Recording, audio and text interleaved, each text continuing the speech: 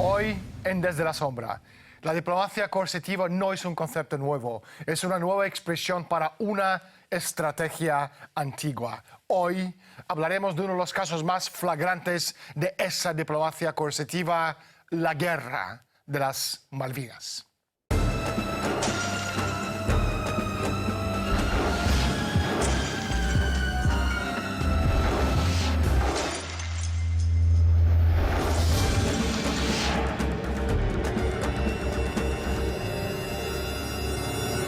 La Guerra de las Malvinas fue un momento culminante en la obsesión del imperio por el continente latinoamericano que comenzó el día 2 de abril del año 1982. Malvinas, un punto sobre el mapa del Océano Atlántico que está casi olvidado. Pero la importancia que tiene en el delineamiento de gran parte del mapa latinoamericano moderno aún persiste. Hoy, en Desde la Sombra, hablaremos con el vicecomodoro retirado Horacio Ricciardelli, uno de los héroes de la Guerra de las Malvinas.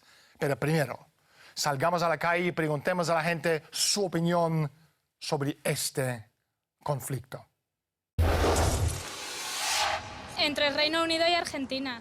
Reino Unido y Argentina. No sé ni qué es eso. Argentina y Gran Bretaña. ¿Cuáles son los antecedentes geopolíticos e históricos de la Guerra de las Malvinas? Horacio. El enclave Malvinas es fundamental, teniendo en cuenta que es el estrecho de Magallanes, el pasaje de Drake, son los dos únicos pasajes naturales que hay entre el Atlántico y el Pacífico, dado que el otro que está en Panamá es artificial, vulnerable, y a partir de ahí desarrollar toda una concepción geopolítica de dominio de ese Atlántico Sur y aparte sus riquezas. Por eso tiene varios, fuerza, carácter de fuerza geopolíticamente. O sea, el dominio del pasaje, que son miles, se calculan cerca de 200.000 buques anuales que pasan del Atlántico al Pacífico, y aparte las riquezas naturales inconmensurables en petróleo, gas, pesca y minerales. Winston Churchill, no era Margaret Thatcher, ¿verdad? Tampoco. Si yo nací en el 85. Yo creo cuando la Thatcher. Margaret Thatcher. La ocupación de las Islas Malvinas fue provocada por una mezcla de duplicidad por parte de la monarquía británica y agentes cómplices de la monarquía dentro del gobierno de Estados Unidos. Por el lado británico estaban las acciones de Peter Carrington como secretario de Relaciones Exteriores de Maggie Thatcher. En los años 90, Carrington desempeñó un papel crucial en la incitación y la orquestación de la agresión y los crímenes contra la humanidad sobre el pueblo serbio en la guerra de los Balcanes por parte de los militares kosovares apoyados por Gran Bretaña. En cuanto a las negociaciones sobre las Malvinas, hubo reiteradas garantías de canales británicos de que Londres no estaba a favor de defender las islas. Además, había garantías tajantes por parte del secretario de Estado americano, Alexander Haig, y otros dentro de la administración estadounidense de que el gobierno de Estados Unidos apoyaría abiertamente la postura de Argentina. Todo era una sarta de mentiras. Horacio, a nivel estratégico, ¿qué suponía el control de las Malvinas tanto para Gran Bretaña como para Argentina? Que la NATO, que en ese momento en plena Guerra Fría, estaba, enfrentada a lo que era el Pacto de Varsovia, que era lo que en ese momento Rusia, la ex-URSS y demás naciones orientales, de Europa Oriental fundamentalmente, era la contrapartida militar de la NATO. Y la función con que había sido creada la NATO era justamente en ese rol, en la Guerra Fría, como contrapartida de lo que era el Pacto de Varsovia. A partir de la intervención en Malvinas, amplía sus objetivos estratégicos y pasa a ser un brazo armado ya no solamente del colonialismo angloamericano, sino también pasa a ser lo que es, digamos, las futuras guerras que se avecinaban después de Malvinas, caso de Irak 1, Irak 2 y el resto, Afganistán, etcétera, etcétera, hasta el día de hoy. La clave para entender la lógica de la provocación a la Argentina por parte de Peter Carrington era un debate sobre la política a seguir dentro de la OTAN. La cuestión debatida era conocida como el despliegue fuera de la zona de influencia de la OTAN. En otras palabras, el despliegue de las fuerzas militares alemanas y de otros miembros de la OTAN fuera del teatro europeo en lugares como el Oriente Medio, África y así sucesivamente. Para tal efecto, la invasión militar de las Américas por parte de Gran Bretaña en violación de la doctrina Monroe de Estados Unidos y obligaciones solemnes establecidas en tratados de Estados Unidos para impedir cualquier invasión semejante, fue el precedente utilizado para acelerar la destrucción de la soberanía de las repúblicas iberoamericanas que se ha desarrollado desde el año 1982. En el mismo sentido, el apoyo activo por parte de Estados Unidos a los británicos en su guerra de 1982 contra Argentina fue un paso hacia el establecimiento de la ONU como el gobierno mundial. El primer paso de la ONU era la campaña militar multinacional conocida como Tormenta del Desierto. Con la guerra de Irak, la ONU sentó varios precedentes para operaciones angloamericanas en cualquier parte del mundo. La nueva misión de la ONU, a partir del año 1992, se fijó en la diplomacia preventiva que propuso formar una fuerza militar de respuesta rápida y la creación de un cuerpo diplomático de la ONU cuyos embajadores ante los países del tercer mundo tendrían la misma condición que los gobernadores británicos en las colonias durante el siglo XIX. Horacio, ¿tú crees que Malvinas es la punta clave de la futura invasión de Argentina por parte del imperio? Una duda, siempre intentó, como decíamos históricamente recién, Inglaterra, sobre todo en la Argentina, el cono sur, fue área de influencia permanentemente inglesa y otros virreinatos de la época española eran de influencia norteamericana o estadounidense. Estas eran áreas de influencia, repito, inglesa, en la cuál es el objetivo fundamental de Inglaterra. Es el dominio del Polo Sur, el Atlántico Sur y, por supuesto, la parte continental, el extremo continental de lo que es Sudamérica. Si uno mira la geografía que rodea el Polo Sur, evidentemente se va a dar cuenta dónde recaló Inglaterra, Sudáfrica, Nueva Zelanda, Australia, y faltaba la parte más cercana al continente blanco, que era el continente sudamericano. Por eso este plan está inclusive incluido en la última Constitución Europea, donde habla de territorios extracontinentales y en lo cual mencionan no solamente Malvinas, Sandwich del Sur, Georgia del Sur, sino también se reservan el derecho, así clarito lo dice, hoy o mañana, a la Antártida, al Polo Sur. ¿Por qué? Porque hay un tratado antártico vigente y en este momento no se puede pretender ninguna reivindicación territorial.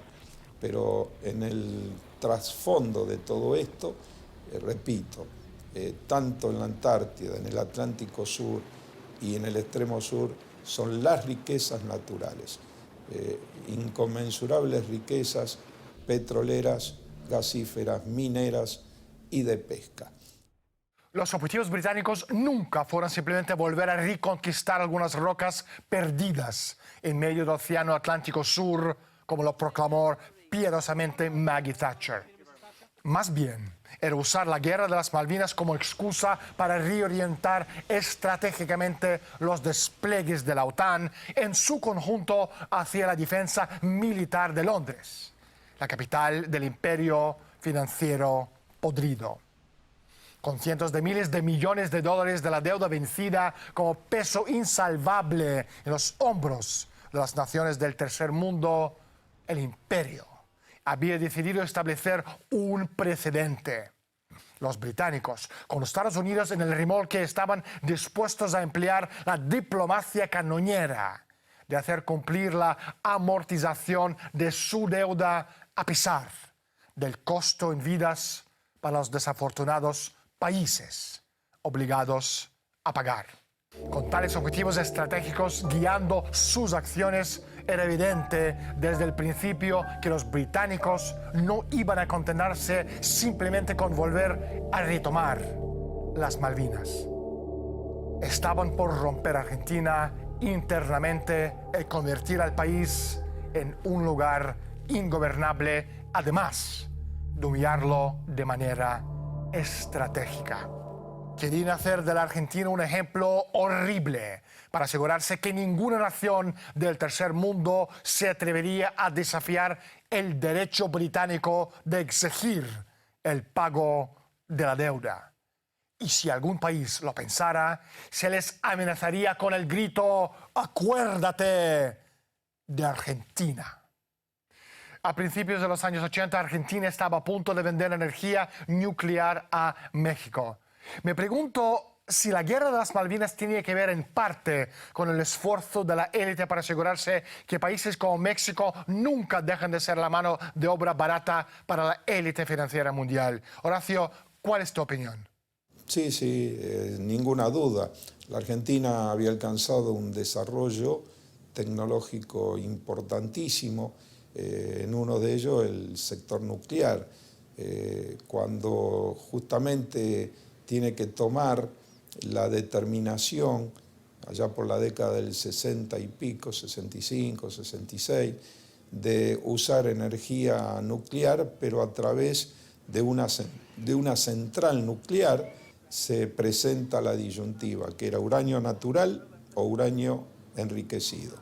Por eso empiezan a trabajar los lobbies con el uranio enriquecido, sobre todo la Westinghouse y otras empresas anglo-canadienses o norteamericanas, para tener la Argentina la dependencia en la producción de lo que generaba, ¿no es cierto?, ellos, el uranio enriquecido, cosa que la Argentina, con una gran reserva de uranio natural, toma una decisión histórica que hace que el plan nuclear argentino sea independiente.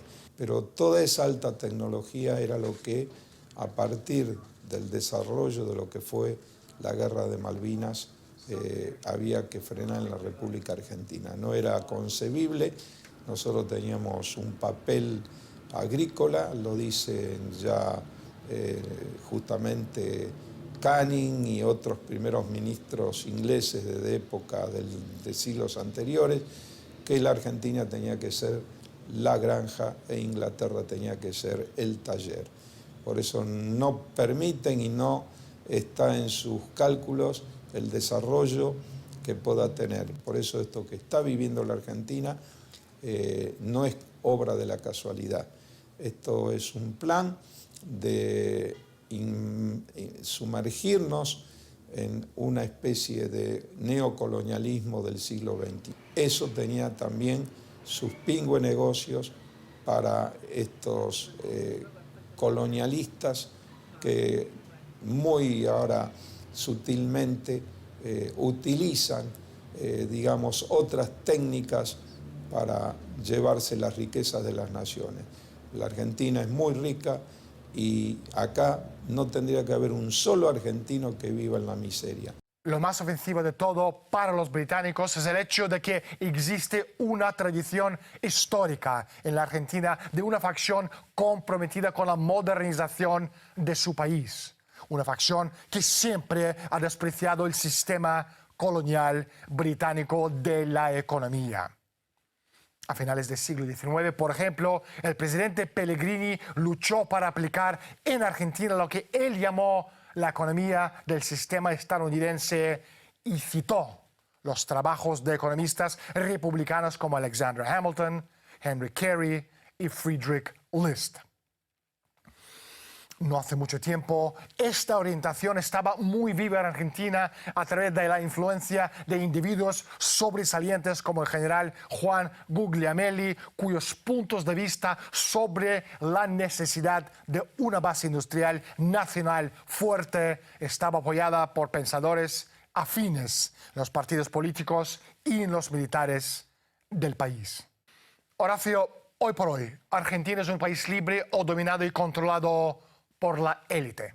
Bueno, es la élite, acá hay que hacer una referencia. Por muchas décadas acá se habló de una oligarquía en la Argentina. Una oligarquía que estaba emparentado con la renta nacional, que era el campo. Esa renta nacional, que sigue siendo el campo, agrícola-ganadero fundamentalmente, estaba emparentado y manejado a través de cierta élite argentina y que tenía también su dependencia mayoritaria con Inglaterra. Estaban inclusive grandes extensiones de territorio manejados directo e indirectamente por Inglaterra. Pero a partir de lo que después se desarrolla y sobre todo a partir de lo que fue la Guerra de Malvinas y esta, élite se transforma en multinacionales que empiezan a desarrollar grandes negocios para ellos y que empiezan a comprar también grandes extensiones de campo y que en esas grandes extensiones de campo prácticamente monopolizan lo que es la producción agrícola ganadera. Por eso se favoreció y a la par de que se destruían estas industrias de alta tecnología y que eran básicas, vitales para los intereses geopolíticos de la Argentina, también a la par se empezó la tarea de vender, las grandes extensiones de campo. Se sacan la dirección de fronteras, se elimina, empiezan a haber la entrada de grupos monopólicos internacionales de la alimentación y otros que se expanden a través de ejercer el manejo económico de esta renta nacional. Pues porque, como pasa en muchos países, que la mayoría están en los de arriba y el resto pues está mal distribuido, la riqueza.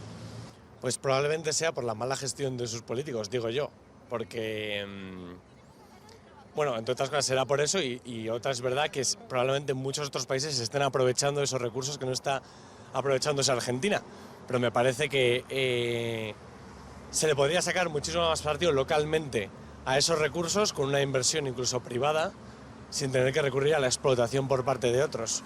No me explico que sea un 20%, pero es así. Pues porque la riqueza está muy mal repartida.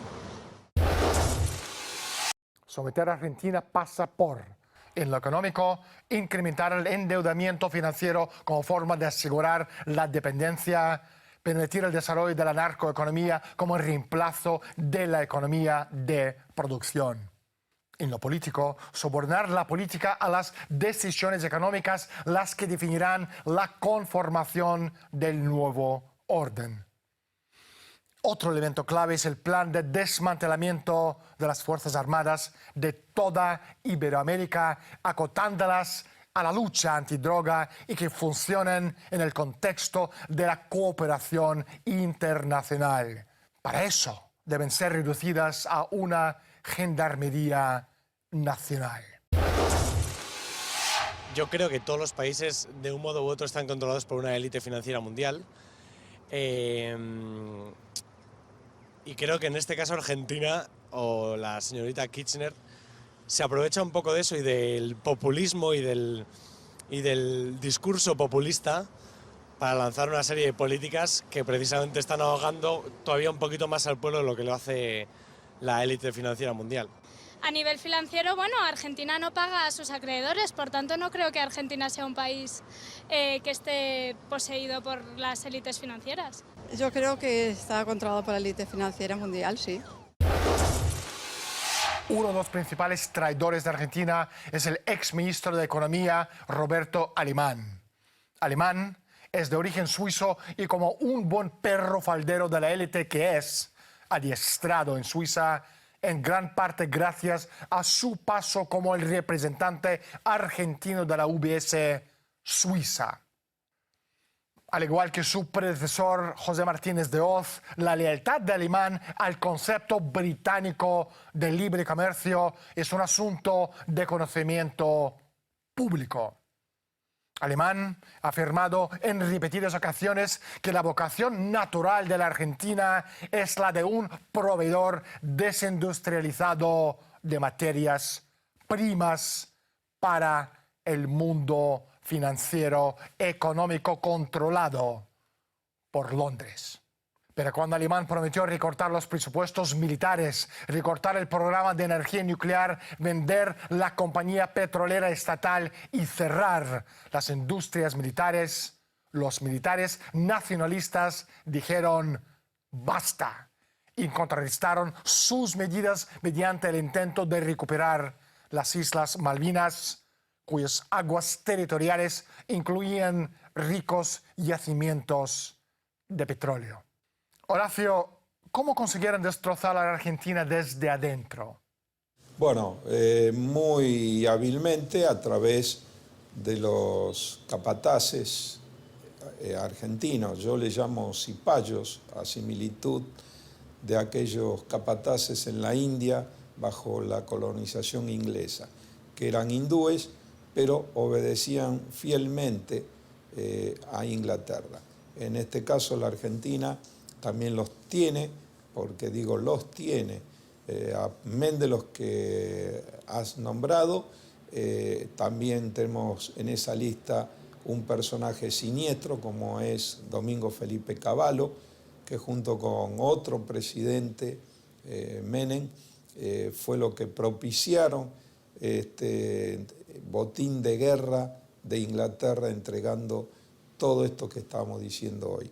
El más claro ejemplo de esa capitulación política, económica y tecnológica es la abierta sumisión del gobierno de Menem a Washington, Londres y Tel Aviv en lo referente al misil Cóndor II de la Fuerza Armada Argentina.